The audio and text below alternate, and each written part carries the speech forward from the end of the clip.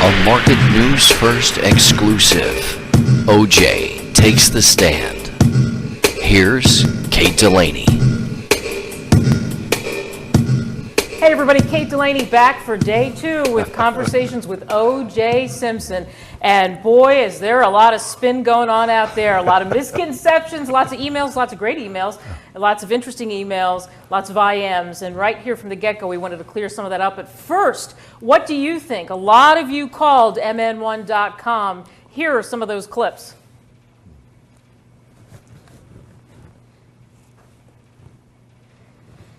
Now, after all this has happened and years later, what kind of relationship do you have with your children? Do they trust you, or do they still harbor any feelings towards this whole event that took place years ago?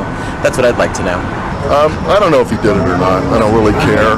I just want to know, how you doing, OJ? Hi, OJ. Unfortunately, I think he did it.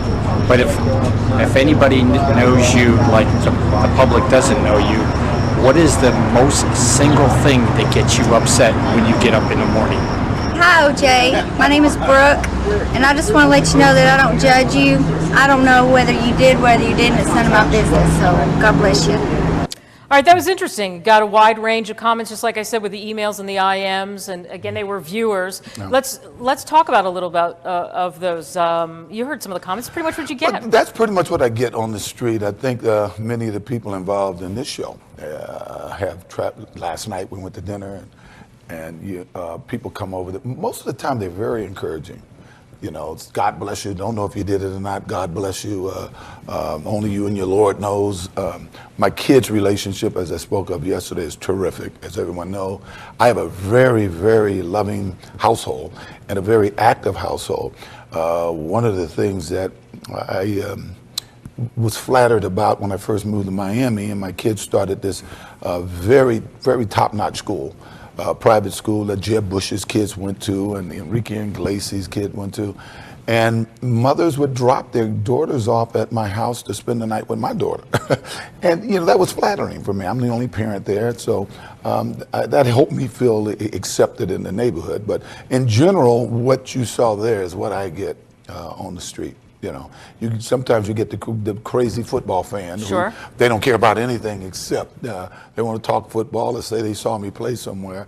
A lot of people will talk about, I probably get as much Naked Gun stuff. People calling me Nordberg, the character I played in the Naked Gun, as much as anything. And then you get the people who want to know if I'm one with the Lord. So, but most, I would say, it is rare that I get something negative. It's very, very rare. All right, let's jump into some of those forum questions. We said there's lots of blogs. I forget how many hits we got, 600,000 hits, something like that. So here were some of the questions. I'm going to address a couple that went to me just quickly and get rid of them, and then we're going to go to OJ. Kate Delaney must be some sort of actress because no journalist would give OJ the time of day. I have a journalism degree from Matt Lauer's alma mater, Ohio University. Who cares about that? Except for that, I think anybody would want to do an interview, and you've told me that you have the phones ringing off the hook, and I've had people tell me, can you get me in to see OJ? Well, it's interesting that that person would say that. If you look over the years, I can do an interview a day. Every major network, every major talk show host have their producers have contacted my lawyers over the years to get me to do a show. I mean, I did, finally did, I think on 2 occasions I did shows with Catherine Quire, and of course I did the special with Katie Couric. You get tired of having to go over the same old thing over and over. And as I told you coming here, I'm not here to try to defend myself.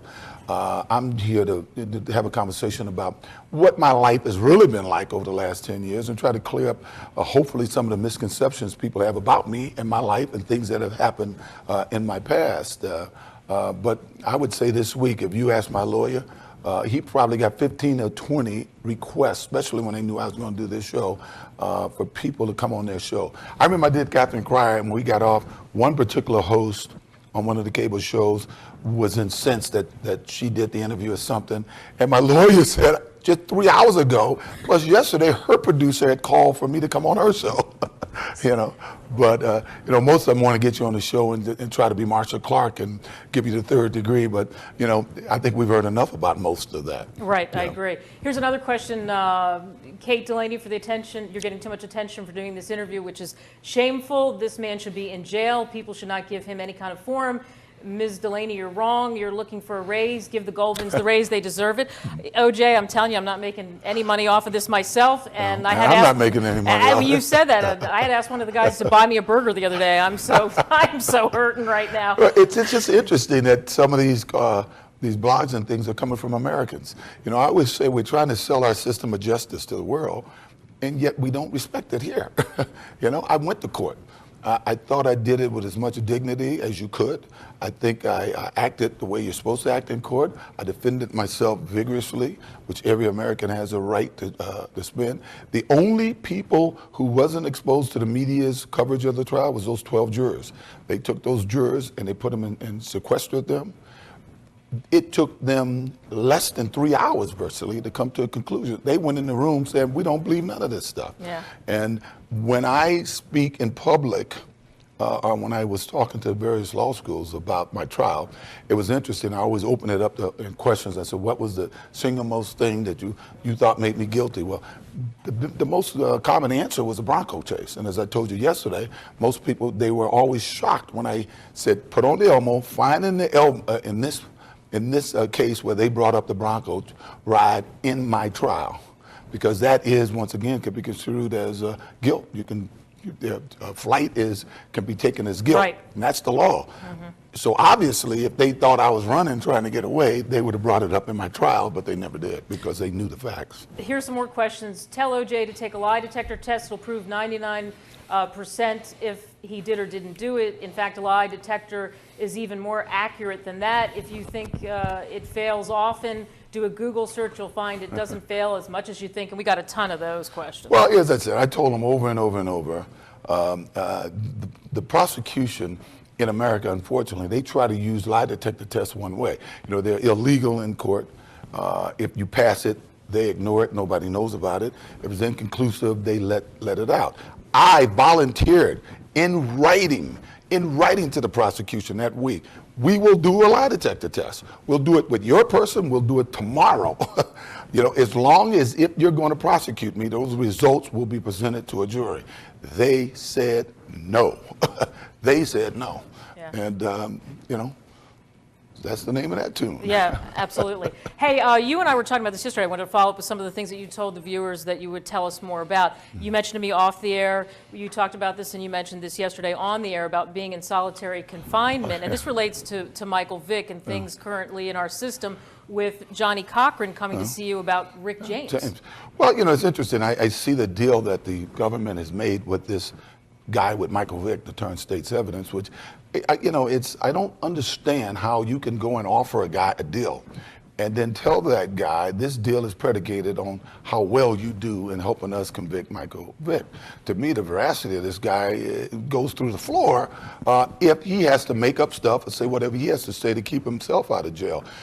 You'd be surprised around this country how many times these alleged jailhouse informants, you know, some guy comes in a cell, sits with someone who he's never known in his life, and then within 3 days he's confessing to the guy, and then the prosecution is bringing that guy into court.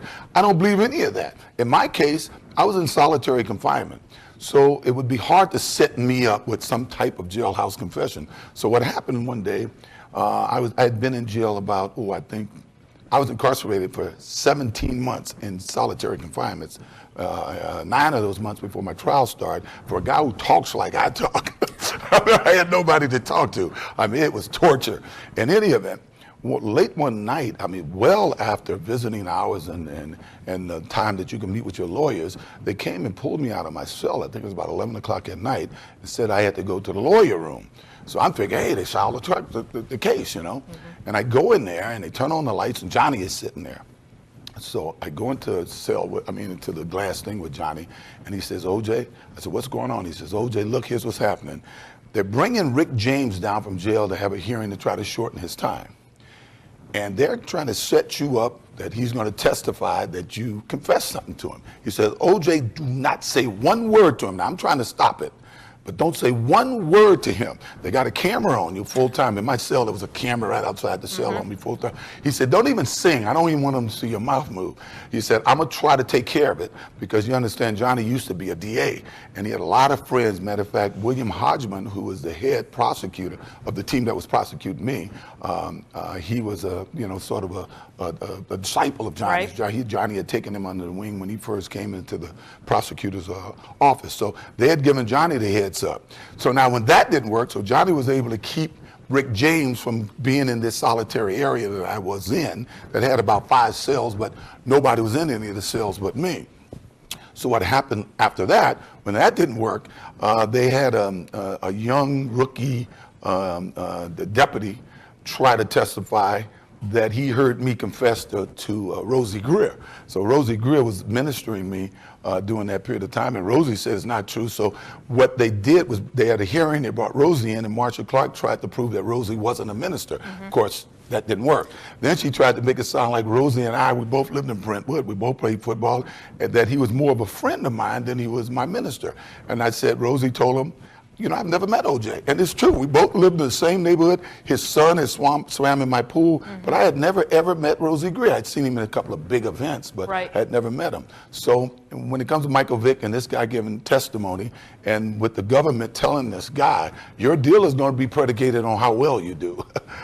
I don't know how you can take that seriously. So did you just pretty much sit there and look at the camera? I sat there. Well, he never came in. Johnny said he was going to try to stop it, and evidently when they brought him back, they put him at some other place in the prison. That's why when I saw Paris Hilton, and they were saying, oh, she's talking to other prisoners. Yep, I said, Paris Hilton didn't see one other person. The last thing that they could have happen is for her to get hurt. And I guarantee you, she didn't see another prisoner. They didn't let her talk to another prisoner. And when she got out, she pretty much said that. Yeah. Hey, OJ, we've got another viewer comment. Let's roll that, guys. Hi, OJ. My name is Sherry. And first, let me say that I am a huge fan of yours. Having grown up in Canton, Ohio, home of the Professional Football Hall of Fame, myself and my family have grown up watching your football career explode and then your professional life take off thereafter, and we're still big fans of O.J. Simpson.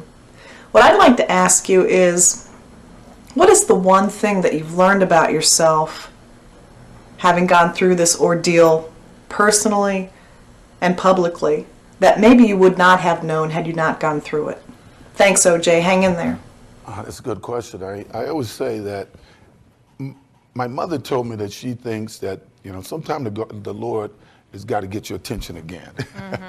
The one thing about the whole ordeal, I think it did bring me a little back closer to my religious roots and my belief in God, because I used to say, sitting in that cell by myself, I can take maybe 2 steps from the cell to the toilet and 1 step across to the bed, but I can go as high as I wanted to go, And then once I started, getting back in the Bible, once I started realizing those things that my mother told me, that there's no one in this Bible that's worth a darn that didn't go through tremendous turmoil, and they kept the faith. So you have to keep the faith. And if I can recall your whole question, the other part is that I learned that I appreciate is that I was close to all my kids, but in my first 2 kids being raised, I was gone. I was trying to conquer the world, and my wife Marguerite was raising them. Of course, I came home, I was a disciplinarian. Now all of a sudden I'm a mother and a father, and I learned how much I may have missed with my first 2 kids. I learned how much I enjoyed being, right there on the front line with my kids. And I can recall about 6 years ago on Mother's Day, I'm gonna get all emotional about this right now. My son gave me a Mother's Day card saying, you're the best mother, And so, I learned just how much I loved family and needed my family, and just how much I had to stay close with the Lord. And you're close to all 4? Oh yeah, yeah. It's funny. My kids. Nobody's ever been around my kids. You never heard the word half brother or half sister. As a matter of fact, it's strange that my oldest daughter and my youngest son, they're almost just alike, and they're very close. And then my two kids, my oldest son and my daughter, my young daughter, they're close. Even though with the different mothers and everything, I don't think we've ever really even thought about. I feel funny seeing it now that they're half brothers and sisters because I don't think they've ever looked at themselves that way. This is a good question. How did they feel about you doing this? My daughter, most of my friends felt that it was a great opportunity for the public to see me as they known me all of those years before that June of '94. When I was first arrested, the prosecution went to Phoenix and they did all of these test things, and they brought in a PR firm and they did test trials that they lost. Even those first 2 test trials they did, throwing the evidence that the people found me not guilty. But what they told them they had to do, they said, you got to change his image. You got to change his image. And that's when you first start seeing all that crap, I might add, that the police had been in his house 8 or 9 times for domestic things, And now when you ask people who said that, when I first did Catherine Cry, I say, find out who said that. Now, nobody takes credit for saying that. But if you recall back then, it was all over the media. That the police were always at his house for domestic, discord and stuff. Yeah. And they did a campaign to destroy my personality and destroy my image to the public, and was somewhat successful. Here's a good follow-up to that. You mentioned this yesterday, that there's misconceptions about your relationship with Nicole, that people don't realize that you were advising her and all that sort of stuff, and especially about the New Year's Eve, about New Year's. Well, everybody, first of all, let's say that all her best friends, who are not the Faye Resnicks of the world, were all very verbal about, and nobody wanted to listen to them, about our relationship after we were divorcing. I didn't want a divorce. She wanted a divorce. We separated. Every time she had a date or she had a problem, even when she got pregnant during this particular time, and that was actually before our divorce was final, she didn't call her mother, she called me. Matter of fact, Cora, her best friend, would say, Jesus, this is so unusual. You can go to him with all your problems. And she came to me all the time. Now, at the time of her death, she had spent about 1.5 years trying to get back with me. After we had divorced, I wasn't interested. I wouldn't let her move back in. But I did agree to date her again, but I still wouldn't let her and the kids move back in the house because I didn't want them to go back and forth. Right. But I had one incident with her. It was New Year's night. She was she misunderstood something a girl named Catherine, who eventually married Marcus Allen, they're divorced now, had said to her. And we had been drinking, and I had locked her out of the bedroom, and she got in and attacked me, and I threw her out of the room. I threw her out of the room with no consideration about her, because she's a physical woman herself. In any event, she admitted that she started it. Her mother went on TV with Diane Sawyer, told Diane Sawyer after her death, Nicole admitted that she was the one that attacked me first, Yet, I'm the poster boy for abuse from that one incident in my life. And I do take pride in the fact that every girl I ever dated contacted me when I got out of jail, contacted me when I was in jail.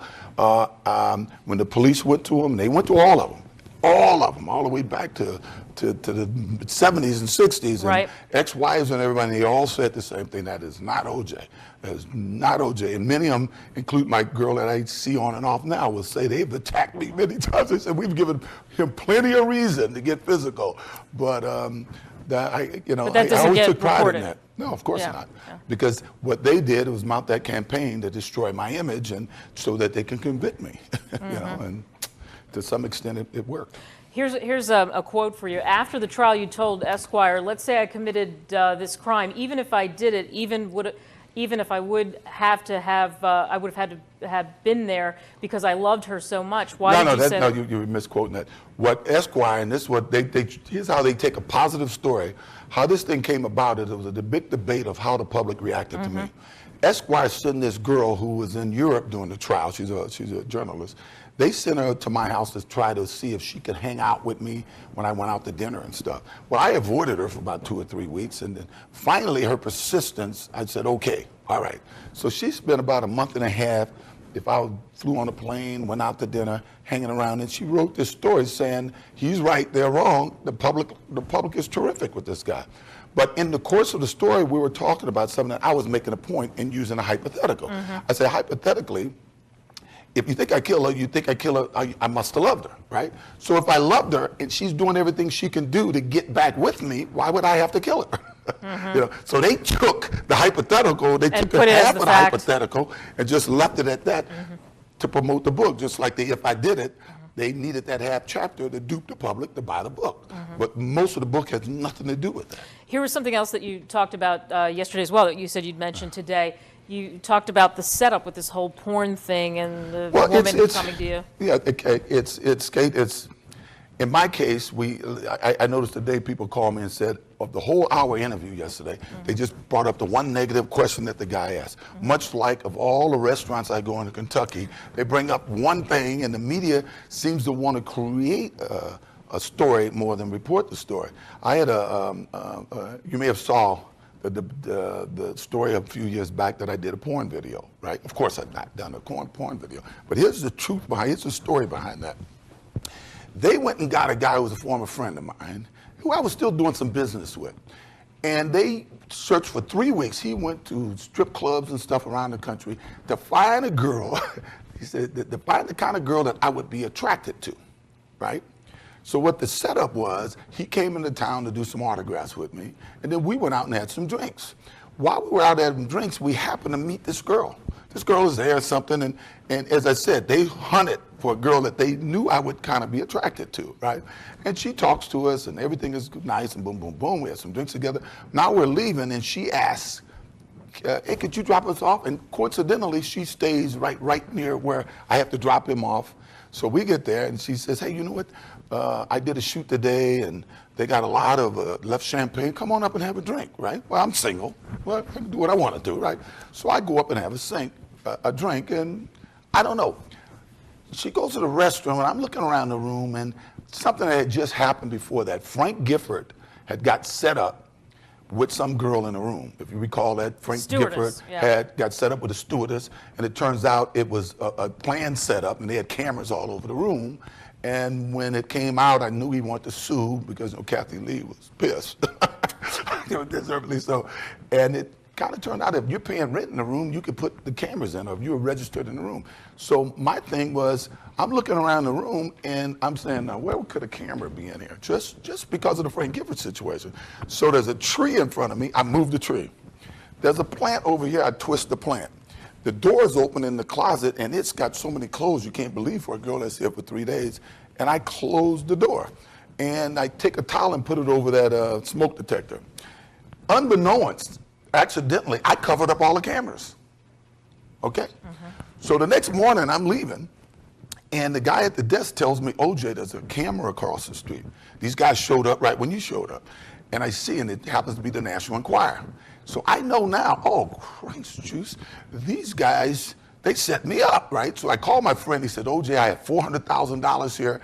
I knew you wouldn't do it. You know, you were going to make $2-3 million. I got $400,000. I was going to give you this morning. I was going to give it to you, and it'd be great for your kids. And I know you wouldn't do this. I said, of course I wouldn't do it. I got daughters, and I'm pissed thinking they got me, right? He said, but OJ, they're mad at me because they think I told you. When you moved all those things around, you moved all the cameras. You know, so they got no shots of whatever took place, right?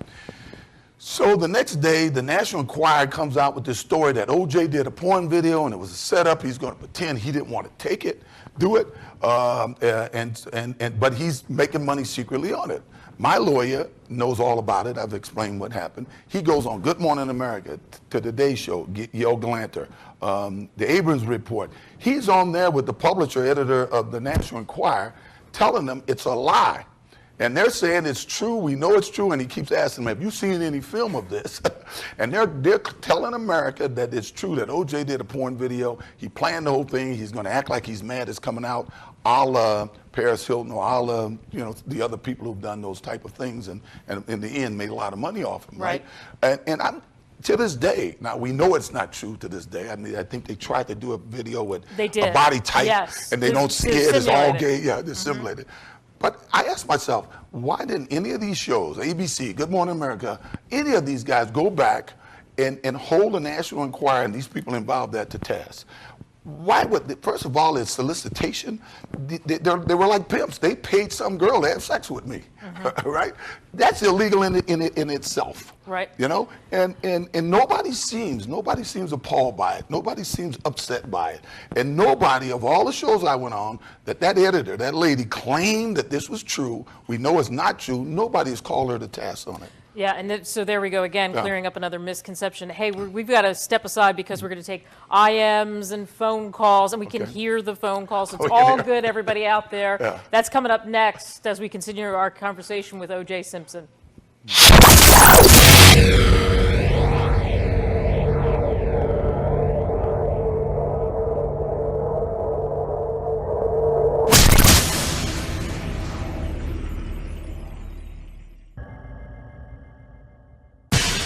This is Market News First. News you can trust.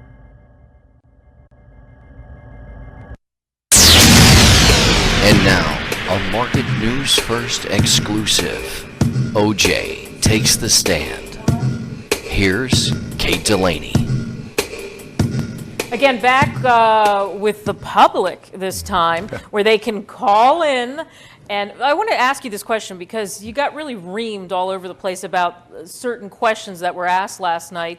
And well, I got reamed? How could I get reamed because of somebody else's right, but I mean, immaturity? well, I think in a couple of the, and I'm in the media, and so I saw this firsthand. I would read the accounts, and it would say, and I was sitting here next to you, it would say, well, obviously he just blew by the end of that question, but we couldn't hear. Yeah, well, one, I couldn't hear, but secondly, didn't I spend a great deal of yesterday telling you people that I don't pay any attention. I avoid the negatives. If I could have heard it, I would say, hey, I'm sorry, that last part, I'm sorry, I didn't kill anybody. And I would have gone and answered the question the way I answered it. Right. As I said, between Eunice Simpson and Joel Osteen, I am, I accentuate the positive. I do not let the poison of that hatred seep into my system or my family system. And I've been fortunate that the Lord has made me strong enough and shielded me that I can do that. Okay, we're going to take some calls, IMs, emails, that kind of thing. The phone number is 866-495-4122. Our first caller, let's go to Heather, who's listening to us in Louisville. Hey, Heather. Hi. Love Louisville. Yes. Yesterday you lightly touched on maybe working someday. What kind of work are you considering doing? I don't know. It's funny. Obviously, I always get offers, the memorabilia stuff that I do. My son, and as I said, one of the reasons I'm here, this whole medium here, this medium of internet and streaming, interests me greatly. As my son said, finally you can go out unfeathered. Normally when you do an interview, they control it. They control the questions. If they don't like your answer, if you're answering the question, they cut you off. So I don't know. When I get back to Miami, I am truly, because Miami is a right-to-work state. I am the head of my household. I'm going to look deeply into this internet stuff. I love sports, and I like to think Rune Arledge, who's probably the biggest name ever in sports television, hired me before I went to the Buffalo Bills. He hired me while I was still going to college. And I spent most of my career working in television and sports television. And I have opinions, all of my friends call me every week, and I don't bet football, but most of my friends do, or they got the fantasy football thing going. So virtually everybody I know that I play golf with at the golf course on Wednesdays and Thursdays, they're running this whole fantasy football thing down by me, or the guys who actually, I guess, bet on games do. So I don't know. I watch all sports. I keep up with the sports, and this medium is a medium that really interests me. Hopefully I can maybe do something in that. All right, 866-495-4122. We've got some IMs. This one from Robert Claire Dye, who says, what effects did you think the trial had on the racial divide in America? What did you think about it before and after the trial? We sort of talked about that a little bit yesterday. Yeah, no, I think what it did was let us know that we have a long way to go, that there is a difference in there. Unfortunately, I hate to be the instrument of that, but I think more than anything, it let America know that there's still a big, we view our existence as Americans and certainly the legal system differently, the blacks and whites, we do. All right, John is listening to us in L.A., I think. Hi, John. Hi, my name is John Ziegler. I'm a talk show host in Los Angeles and a good friend of Ken Goldman's. First of all, let me say this entire sham interview is a total disgrace to humanity. All right, that actually is, I know who John is. He does a talk show on KFI in Los Angeles. It's funny, we all call KFI KKKFI. You know, we do. You know, it's interesting how this is America where everybody's supposed to be able to express themselves. And for 10 years, people like these people at KKI has tried to get one point of view out. Now, you've never heard me say Fred Goldman shouldn't have the right to go out and say whatever he says. I don't know if I would be doing anything different than he would be doing if I thought somebody killed my son. But why do we have this group of people, and this, if you look throughout history, it's that type of attitude who's tried to dominate what people say. We're over in Iraq because we think it should be a democracy. Everybody should have the say, the Sunnis, the Shiites, and everything. But here in America, people like these people at KKKFI, they only want one side of the story. They don't want you to be able to answer. They want to talk about you, and they don't want you to be able to respond to it. You know, this is perfect promo for them. They're going to lift this. It's fine. I don't care. It doesn't bother me. Yeah. But my point is, this guy is in the medium. You say you know this guy. He's in the medium. Why would he think in America that we shouldn't be able to hear both sides? Why? Now, Goldman's them, if it's a porn video, if it was all bogus stories about me, he's always on TV commenting about it, yet he always tells me that I'm the media hog. I went 7-8 years doing nothing, seeing him on TV almost once a month, right? He tried to get a TV show out of it. He tried to get a radio show out of it. He was no good. He couldn't get it. That's trying to pimp this situation. Now, I've sat back. When he goes on, he calls me a murderer. Whatever names Kim and him call me, hey, it's their right to do it. You've never heard me complain about it, right? I also have a right. I also have the right to speak out and say what I want to say too. All right, and along those same lines, this fits what I would ask, and also in IM, what do you hope for in the future in the media? This is what we've been talking about. How do you think IPTV, which is what this is, or stations like MN1.com will help other people who have been convicted by a jury have a voice? Well, I would hope that you will get a lot of those people who finally would like to be in a medium where they can really express themselves. Most of us have been attacked. Things are said about us, and if you go into the mainstream media, they edit you to the degree. I'll tell you an interesting story. Barbara Walters, a week after my arrest, Barbara Walters on 2020, at the end of the show, gave a report that O.J. Simpson, we just found out, she says, that O.J. Simpson's contract with Hertz was up, and he's not renewing it. His contract with NBC was up, and they weren't renewing it. And those are my main two contracts, and that he was paying in the neighborhood of $50,000 a month in child support and alimony. When I was told that in my cell, I spent the whole day, next day, through my secretary trying to find Roone Arledge. We found him at Deepdale Country Club, and I just read him the riot act. I said, I need to talk to Barbara Walters. This is a person that I respect, right? They get Barbara Walters on the phone. That night, they set it up so I can have a conference call with her. I said, how in the heck could you say that? First of all, it's a 2020, I guess it's 2020, not Dateline. That's what she was on, yeah. It's a investigative and a journalist show. Hey, I signed a new contract with Hertz 3 months ago, with a substantial increase in contract. I signed a new contract with NBC a month ago, you know, and I don't pay any alimony. I don't pay any child support. It would have taken 3 calls for you guys to know that. And you're telling America this stuff. You know? Along those same lines, because this is a good follow-up with the Barbara Walters, because this made a lot of headlines. She never apologized. She never went on the show. And a few years later, which 2 years ago, I think, right. Star Jones called me and said, Barbara wants you on the show, on View. And I said, oh, I don't think that's my audience. Barbara wants you on View. Barbara was in Europe. She called me. No, this is our show. We think it's interested. We want to see both sides, something that KKFI don't want to have. We want to see both sides, right? And I said, I don't think I should be doing this. They talked me into it. I fly up to New York, I get off the plane, and there it is on all the papers, New York Post. Barbara scraps OJ. Barbara Walters, you know, this is not the guy in our audience, and I don't want to. They're the ones that talked me into doing it. I mean, literally talked me into doing it. I had no voice. You know, To I had say no that voice that's to not say true. what the whole story was. Yeah, and that's the same thing. I was going to ask you about that one. And then also, wasn't there recently a thing where Barbara, remember, because ABC was bidding to also talk to you about the If I Did It book thing and all I that? don't. You know, I get it Same all the thing? time. I don't know if I told the story yesterday about with Don Omar and my kids. Did I ever tell you that story? I mean, it's typical of what I had to deal with, right? This girl, Susan Ford, I think, was on with Katie Couric the day after, 2 days after I was released. I got my acquittal. And I had snuck out. I'm at Don Omar's house, and my kids come up from Laguna. We hadn't seen each other in 17 months because I wouldn't let them come to jail and see their father chained to a chair, right? So my kids are there. They're up early. My son wants me to go. He has a great arcade room, into the arcade. My daughter's in the pool, wanting me to swim with her. And his secretary comes out and said, his assistant says, Don, OJ, you got to come see this. So we go in, and there's a Today Show, and Katie's got this girl, Susan Ford, and they're telling America that OJ got the kids yesterday, and he was supposed to have them back by 10 o'clock. And he wasn't back by 10 o'clock. The Browns are going crazy. They were calling the highway patrol to see if there was any accident, blah, blah, blah, blah, blah, right?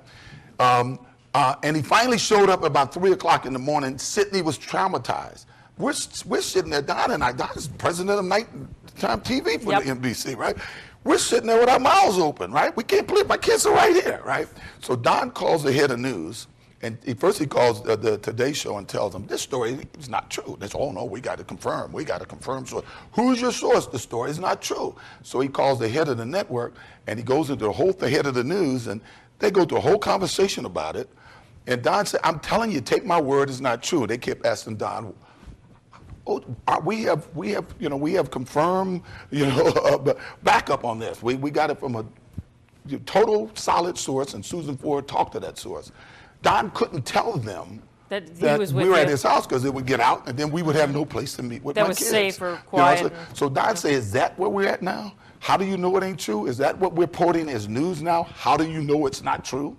Mm-hmm. What happened to who, what, where, why, and when? Right. A second, sure, it's one of the tenets of journalism. Yeah, but that's gone. We don't have that in America today. We have these guys from this station in L.A. that says, we only want to hear one side because I'm a friend of hers.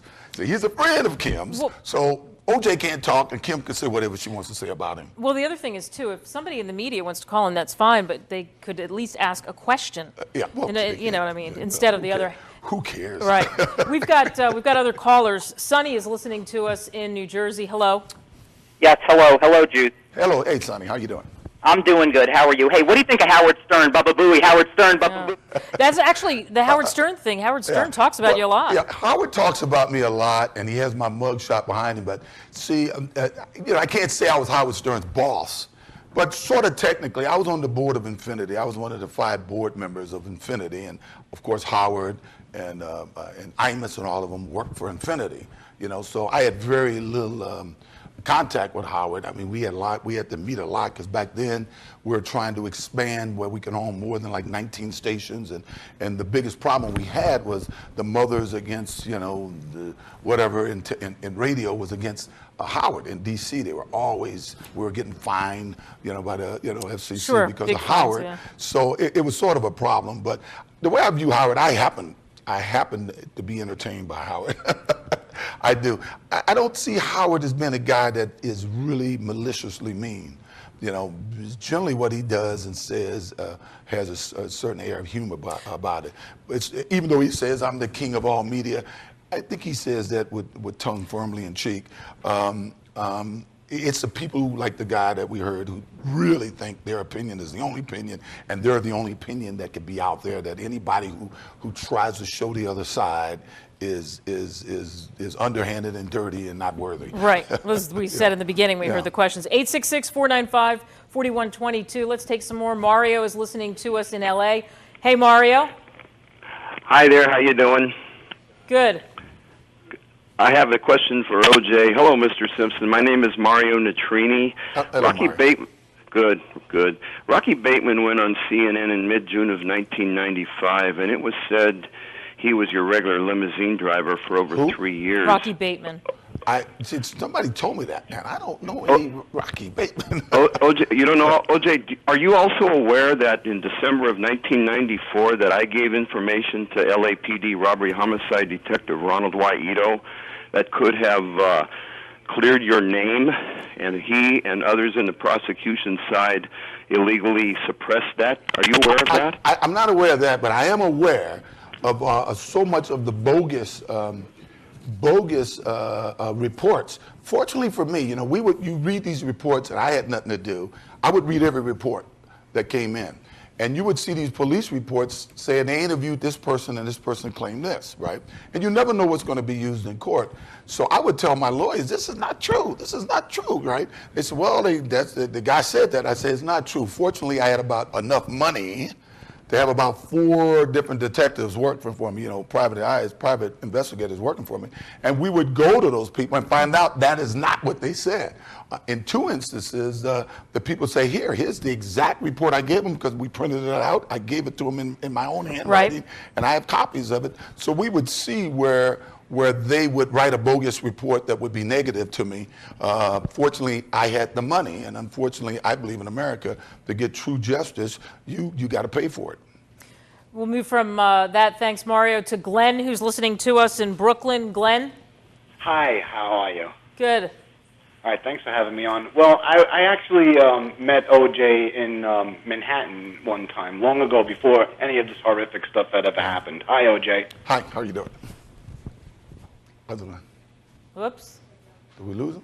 Accidentally, we lost him. That's all right. It's live. That's what happens. Sometimes they fall off. 866-495-4122. Let me just jump in and say something because it's kind of a thing going on. I'm going to give you another story. I'm big on stories. You're a big storyteller.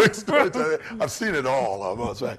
About what, I keep thinking about that guy that called, how they only want to hear one side. I ran into a guy named Norm Prado, and he lived in Fort Myers. I think he's in Ohio somewhere now. And he met me, and he saw what was going on around me at an airport or something. And then he read a story that was just the opposite of what he saw. So he got real upset, right? And somehow he contacted me through my lawyers and stuff, and he made a proposition with me that he wanted, whenever I was going out of town, sometimes in town, but whenever I was traveling, that he would pay to have a camera with me. At the airports, on the plane, everywhere. If I was doing an event, an autograph show, he would be there to film it so that he would have evidence of how the public treated me. So if the next day the story was that, he could sell to the network a piece of the story. We did this about 2.5 years. So then some things were happening about, once again, he's a pariah and stuff. So he went on the internet, he tried to sell the tape. He said, I got tape of OJ. I could cut it down to an hour. This is live stuff. It's just how people treated him at this event and that event. Nobody was interested. Nobody was interested. You may have recalled last year, he called me and said, I'm going to take a different tack. I'm going to tell him we had a falling out. So he told him we had a falling out. He's got footage that OJ don't want you to see. And trust me, Nancy Disgrace, Greta, everybody invited him on the show. Yeah. Everybody wanted to tape. Right? All of a sudden, this thing was being covered by everybody, and everybody wanted it. So it was just a test. So what I'm saying, that they don't want the truth. They want the skewed. They want it skewed. They want negative OJ. If the guy says it's positive, it's not going to sell. All right, we're going to take another one here. Peter's on the line. Hey, Peter. That's a good question. I like that.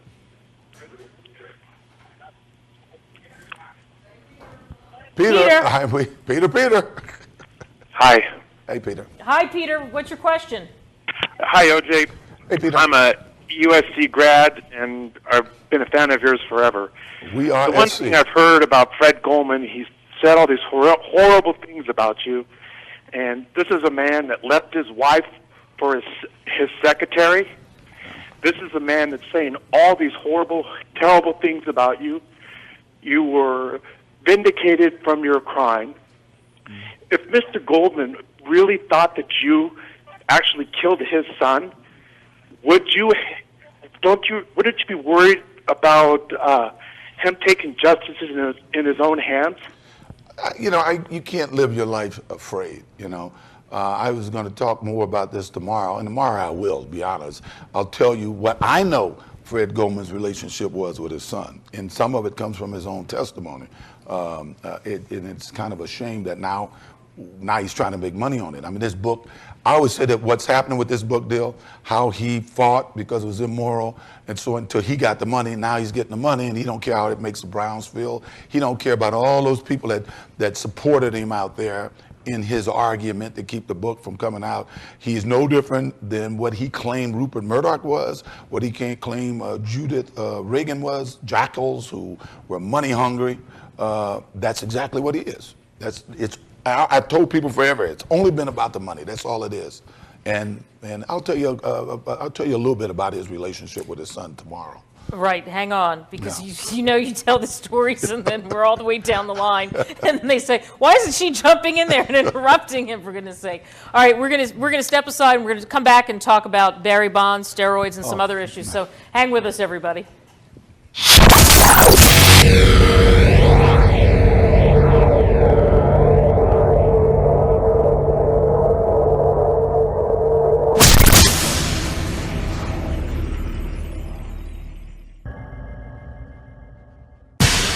This is Market News First. News you can trust.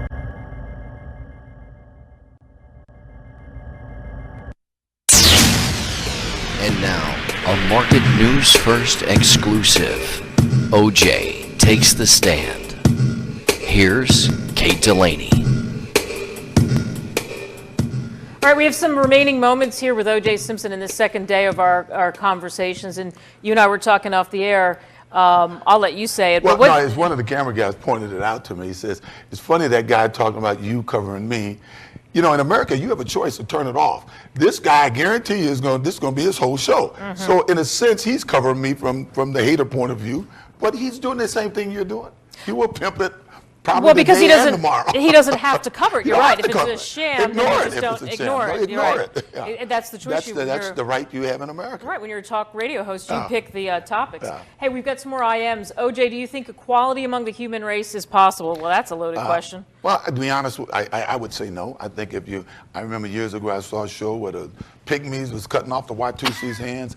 I was doing a movie in South Africa back in I think it was 74, 75, and during the movie, I ended up having kind of a relationship with a white girl, Mart Adams, Octopus and all those, and James Bond. And we'd be walking around holding hands, and this was during apartheid. But what was curious, of course, they were real sensitive to me. I was America's top athlete. I won the Superstars and movie, and they were worried about getting boycotted from the 76 Olympics, which they did anyway. So they kind of treated me with kid gloves, and the Towering Inferno was starting there, and I gave a big speech there. In any event, I got invited to these people's house for dinner who looked like my family. They could have been my cousin. Turns out they were called colored. They were categorized as colored. And to sit with them and hear them talk about the blacks, it was like I was in the deep south at some white guy's house, and he was talking about the blacks on the other side of town. Right. So I don't think so. I think this tolerance of more of us that could be in the middle and try to show tolerance. That's the best it is. Everybody's gonna try to be a wrong up on someone else, and I don't know. I don't see it. Do you think that's what you're ingrained with sometimes when you're young, and that's those things that you grow up with, Yeah, that's why, I always said I never had any hatred for like Mark Furman, for instance, because that kind of attitudes that he expressed on the tape, that he expressed to the shrink at the LAPD office about his feelings towards blacks and Mexicans and stuff.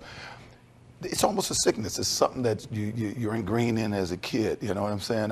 I don't think he was just a guy that grew up and just became an evil person. I think it was something that he was raised with. And from the stories we had heard about his youth, it was. How about Barry Bonds, of course, in the news? He's just about ready to break the record for Hank Aaron. He needs one more to go over. And what do you think about the whole deal with steroids? Does it matter if he was juiced? We don't know. I don't think I can be juiced and I still can't hit them sliders and those knuckleballs. Really, I don't know. I feel like I saw Sparky Anderson yesterday, and he to me, he said the most intelligent thing. He said, this guy was great as a kid, and he's great now, and until somebody proved to me that he's on steroids, until he's convicted of something, I'm going to honor what he does. And that's how I feel. Steroids, when I came into the league, steroids wasn't around. The few guys that would mess with it, and it was certainly not as sophisticated as it is now, was some college defensive end was 218 pounds, 6'3". He had to put the weight on. And you couldn't put enough weight on. When I came into the league, all the guys were drinkers. You see these guys with big bellies and stuff. And I remember as a #1 draft choice, you had to bring donuts every day. And during hunting season, you had to check all the trucks outside the stadium because these guys would get up early, go hunt, get drunk, and be laying in the trucks. Right? So you had to make sure they didn't miss the meeting. Somewhere around 72-3, the league changed and they were smoking pot. That whole generation came in that was pot smokers, and unfortunately I was out of the game, but across America in the 80s it became the cocaine 80s, and that's when you saw things like David Thompson and stuff happens. For whatever reason, the whole steroid thing has become the big thing in recent years, and I don't know what to tell you. I don't know if Barry did or didn't. I could care less. He's hitting those home runs, and until he's convicted, I'm gonna honor it. Do you think he gets a fair shake? Oh, no. Outside of San Francisco, I would say not. I mean, I look at Ricky Williams, a good Texas guy. I'm here in Texas. Ricky Williams he's applauded by his coaches. He's applauded by his teammates of what he does on the field. Now, if he wants to go down the 9 Mile on the off season and go up there and walk in the grass barefooted and smoke ganji, I could care less. 15 years from now, who's going to care? So to me, when he's on the football field, when he's practicing, if he's giving his all, that's the only thing that matters to me in a case like that, especially when it comes to marijuana. But a lot of players wouldn't say that because that would be they would. politically incorrect. I know for years, and I don't know if it's still true, that the NBA wouldn't even let you test guys for it, for marijuana, that is, unless they've had a conviction in some way, in some way. I know in my personal feeling, is that I would take it over alcohol or any other drug. If I had to choose one that you had to live with, I would take marijuana over alcohol, over any other drug I've heard about. Did you think guys back in your era looked after each other a little bit more than they do now? Because sometimes there's a little more leaks in locker rooms. Oh, no, well, when I played, we didn't have all of these stations. We didn't even have ESPN. That's how old I am, right? It's ingrained throughout our society. Teddy Roosevelt, Dwight Eisenhower, these guys could have affairs. Who cared? As long as they ran the country with proficiency, nobody cared, right? I mean, let's face the facts. Even John Kennedy, we now know, but nobody really cared. Now everybody's into everybody's personal life, and it's out there. It's same the in blogging, sports. and there's just too much competition for stories, and because of that competition with all the news outlets and everything, it's much easier to criticize than to praise. So it's much easier to dig and try to find a negative story than it is to. But doesn't that say that that's what sells? Evidently, that's what the public wants. Yeah. It's the most outrageous people. I mean, in some sense, starting with Howard Stern, is almost the most outrageous personalities. There's no way you could compare Nancy Disgrace to Catherine Cryer, right? Catherine Cryer, former judge, integrity, everything, and she's no big fan of mine, so I'm not talking about who's a fan of mine. Sure, you're just talking about her. But it appears as Nancy gets a little more notoriety, opportunities than Catherine Cryer does. All right, once again, you have eaten up all the airtime, so we're going to come back for day 3. Talk about more misconceptions. I'm sure there'll be more media stuff. Tomorrow, let's focus on all these various people in my life. We will I'm do gonna play that. a game. You say a name, and I'll tell you everything I know about. We'll see you tomorrow.